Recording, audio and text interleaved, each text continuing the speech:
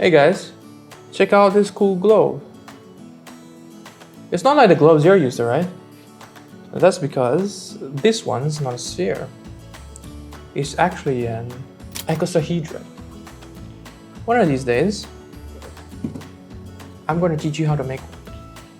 But before we could even start thinking of doing that, we've got to learn some basic geometry.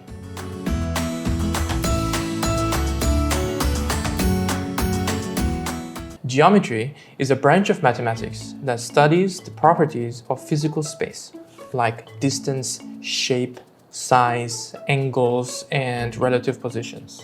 There are two main branches of geometry, plane and solid geometry. Plane geometry studies flat shapes like circles, squares, or triangles.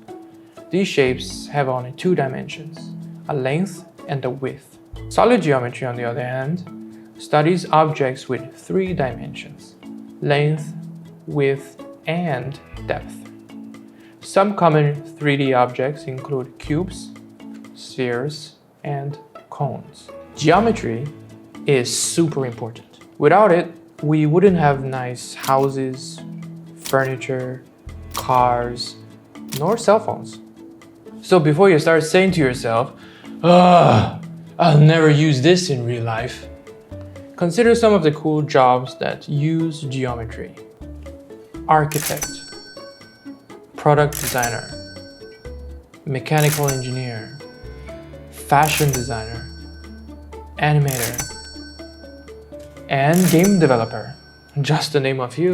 To make sense of geometry though, we've got to first understand some basic concepts. In geometry, a point is a location. It has no size, which means it has no width, no length, and no depth. We represent a point with a dot. A line is what we get when we connect 2 points together and it has one dimension, a length, which by the way extends into infinity in both directions. We use a symbol like this to represent a line. A segment is a straight line that actually has endpoints. We use a symbol like this to represent it. A ray is what we get when we combine an infinite line and a segment. It has a fixed starting point, but extends infinitely in one direction. We use a symbol like this to represent it. An angle is formed by connecting two rays at a common endpoint, called the vertex. There are different kinds of angles. An acute angle is an angle which is less than 90 degrees.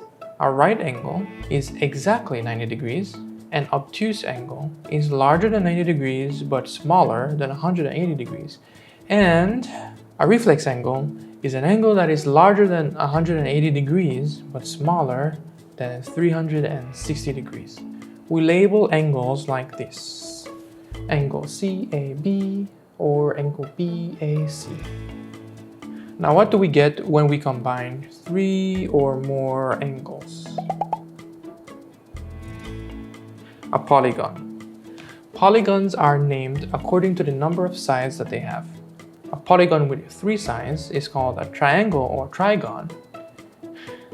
A 4-sided polygon is called a quadrilateral or tetragon.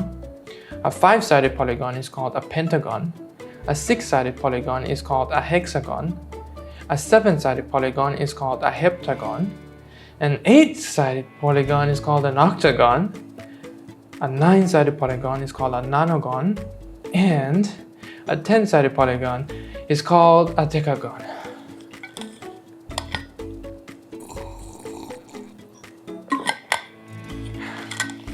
The 3 angles that make up a triangle are called interior angles. If we add up all the interior angles of a triangle, they always add up to 180 degrees. So what about other polygons? To calculate the sum of interior angles of a polygon, we can use this formula. Here, n is the number of sides in the polygon.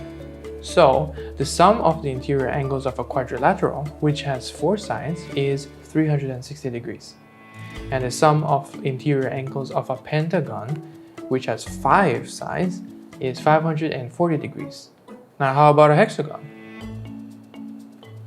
720 degrees. How about a decagon? 1440 degrees. I'm not sure if you noticed, but as the number of sides in a polygon increases by 1, the sum of the interior angles increases by 180 degrees. Why is that?